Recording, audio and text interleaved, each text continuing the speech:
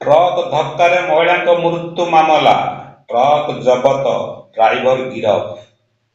Truck ଧକ୍କାରେ ମହିଳାଙ୍କ ମୃତ୍ୟୁ ମାମଲାରେ ସଦର ଥାନା ପୁଲିସ ଶନିବାର ଦୁର୍ଘଟଣା ଟ୍ରକ୍କୁ ଜବତ କରିଛି।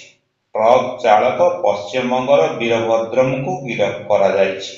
ସୂଚନାଯୋଗ୍ୟ, ଶୁକ୍ରବାର ଅପରାହ୍ନରେ କୃଷ୍ଣପ୍ରସାଦ ଥାନା ଅଧୀନ ପାରିକୁଦର ରଜନୀ ଦାସ ଓ ତାଙ୍କ ସ୍ୱାମୀ ଘରକୁ ବାଇକରେ ଫେରୁଥିଲେ। ମହାବୀର ଛକଠାରେ ରଜନୀ ରାସ୍ତା ପାର ହେବା ବେଳେ ତାଙ୍କୁ ଟ୍ରକ୍ ଧକ୍କା ଦେଇଥିଲା। ଏଥିରେ ରଜନୀଙ୍କ ମୃତ୍ୟୁ ହୋଇଥିଲା।